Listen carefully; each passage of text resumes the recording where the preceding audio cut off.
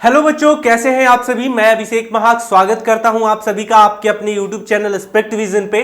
बच्चों, आज का जो वीडियो है हमारा बहुत ज्यादा यूजफुल इसलिए होने वाला है क्योंकि ये आप सभी को समय रहते एक ऐसा इंफॉर्मेशन प्रोवाइड कराएगा जो कि आपके फ्यूचर में, अगर आपने करियर में मेडिकल सेक्टर में अपना लक्ष्य चुना है तो आपके डिसीजन में बहुत ज्यादा यूजफुल होने वाला है।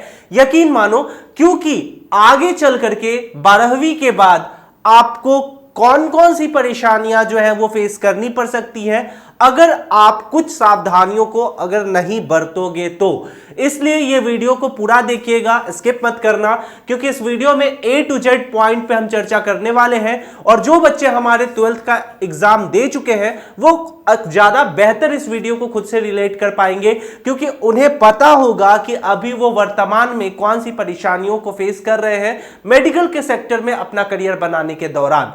चलिए बच्चों, स्टार्ट करते हैं आज के इस वीडियो को। वीडियो का कुछ टाइटल हमारा यह है कि 12th के बाद मेडिकल का सपना अगर देखा है तो कुछ मिस्टेक को अवॉइड करना है।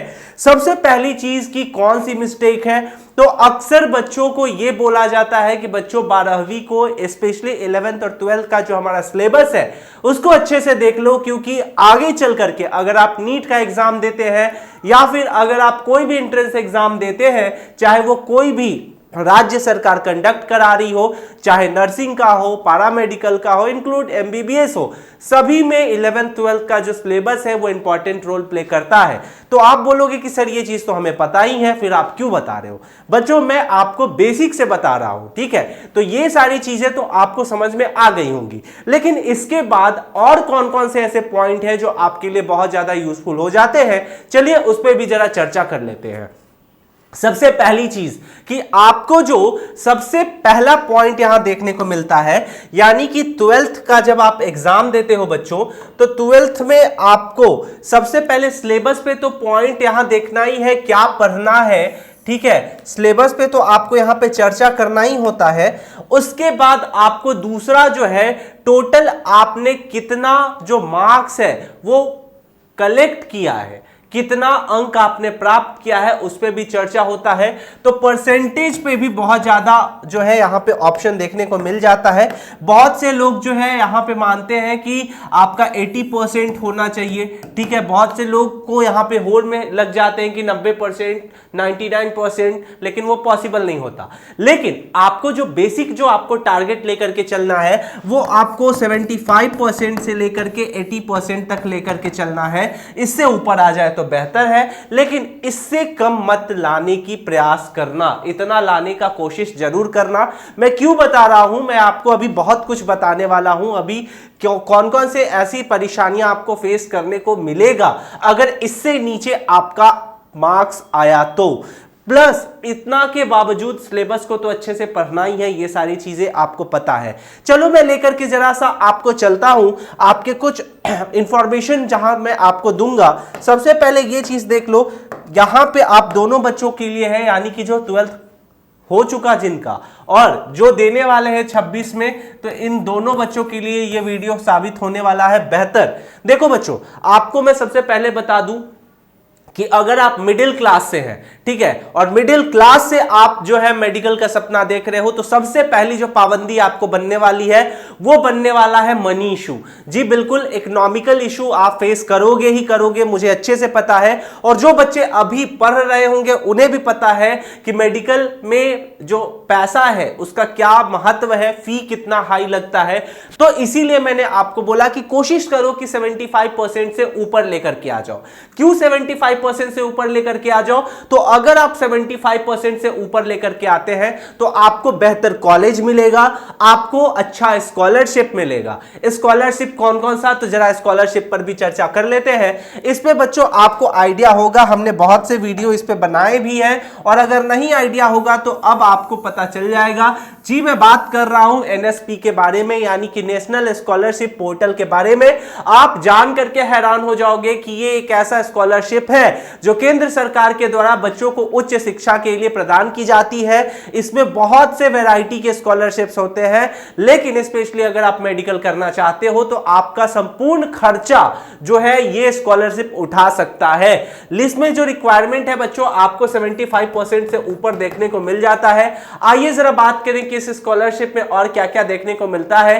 तो post matric scholarship SC ST OBC student के लिए यहां देखने को मिलता है। अगर आप सिंपल कहता है कि merit come means scholarship for professional and technical courses, यानी कि आपको जितना बेहतर आपका मेरिट होगा आपको सरकार देखेगी कि हाँ भाई ये बच्चा पढ़ने में होशियार है, अच्छा परफॉर्मेंस कर रहा है, तो ये स्कॉलरशिप इसको प्रोवाइड कराओ। इसी के बाद आपको दूसरा स्कॉलरशिप देखने को मिल जाता है AICTE प्रगति सक्षम स्कॉलरशिप, जो कि आपको यहां पे मेडिकल स्टूडेंट के लिए देखने को मिलता है। इन सभी स्कॉलरशिप में बच्चों परसेंटेज का बहुत ज्यादा योगदान है। अगर ये स्कॉलरशिप आपको मिलता है तो आपको साल में 50,000 रुपए की सहायता राशि आपको जो है या फिर प्रोत्साहन राशि आप कह सकते हो, ये आपको यहां पे मिलेगा।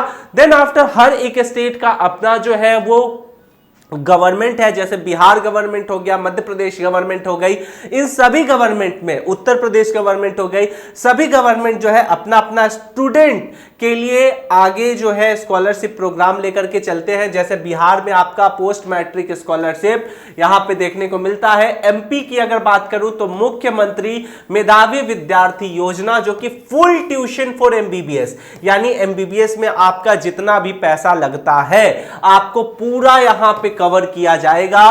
वहीं अगर उत्तर प्रदेश की बात करें तो मुख्यमंत्री मेधावी छात्र योजना देखने को मिल जाता है। वेस्ट बंगाल में भी सेम है, Swami Vivekananda merit cum means scholarship. तो बच्चों यहां पे आपको अंक की जो आवश्यकता है, जो आपने मार्क्स 12th में लाने हैं, वो बहुत ज्यादा इंपॉर्टेंट हो जाता है। अब आपको मैंने समझ में आ रहा होगा कि मैंने आपको स्टार्टिंग में क्यों ये बताया था।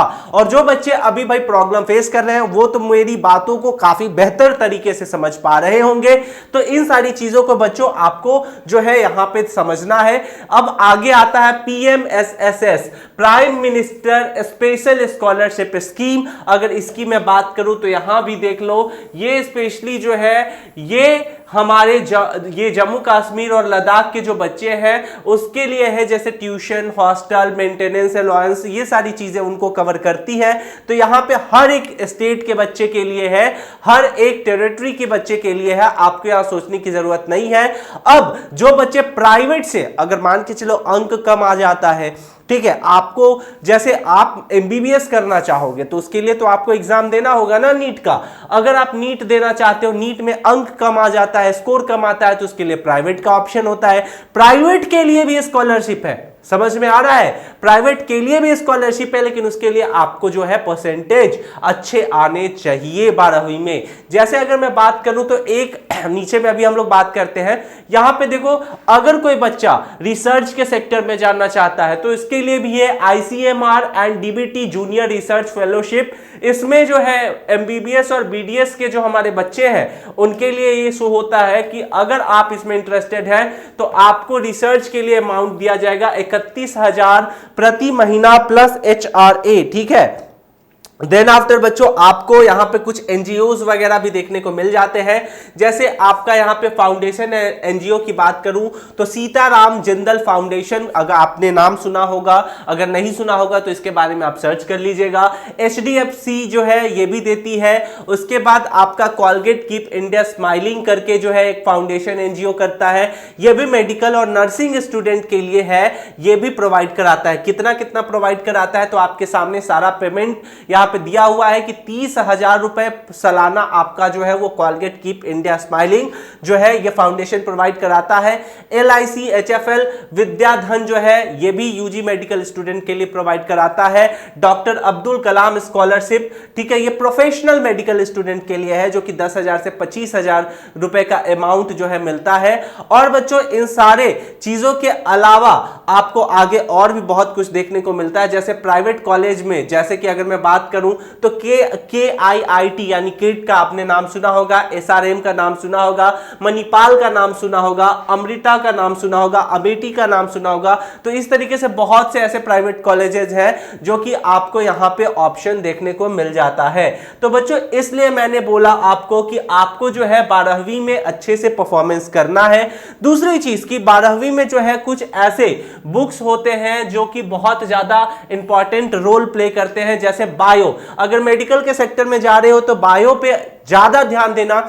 सबसे मेन चीज कि आपको जो है, आप अभी 12वीं तक जो है आप एग्जाम देते हो तो आपको फुल लेंथ लिखने का आदत होगा, लेकिन देन आफ्टर आपका जो प्रॉपर अटेम्प्ट होता है वो MCQ में चेंज हो जाता है। तो आपको अभी से प्रैक्टिस करना है।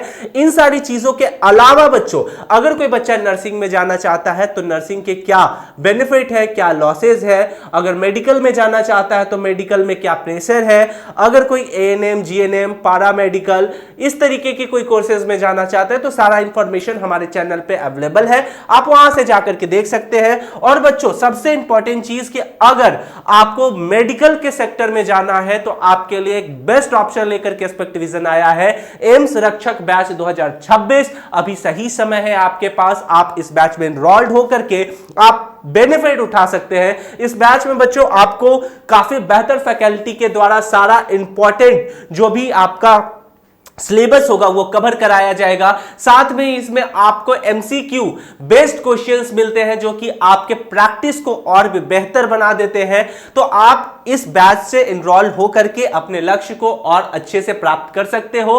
प्ले स्टोर पे जाइएगा, जहां पे एस्पेक्ट विजन सर्च करना है और वहां पे हमारे जो ऐप है उसको डाउनलोड करने के बाद आराम से आप जो है इस बैच में एनरोल हो सकते हो। तो बच्चों ये कुछ बेनिफिट था। साथ में इस व्हाट्सएप ग्रुप से आप सभी को जुड़ जाना है। लिंक हमारा जो है डिस्क्रिप्शन के साथ साथ कमेंट सेक्शन में पिन कर दिया गया है, वहां से जाकर के आप आसानी से ज्वाइन कर सकते हैं ताकि इसी तरीके का और बेनिफिशियल न्यूज आप सभी को जो है सही समय पे प्राप्त हो सके। आई होप कि ये वीडियो आप सभी के लिए बहुत ज्यादा इंपॉर्टेंट रहा होगा और बहुत ही ज्यादा इंफॉर्मेटिव भी रहा होगा। कमेंट सेक्शन में जरूर बताइएगा कि हमारे ये वीडियो आप कहां से देख रहे हैं। मिलते हैं अगले वीडियो में, तब तक के लिए स्टे सेफ, टेक केयर, जय हिंद।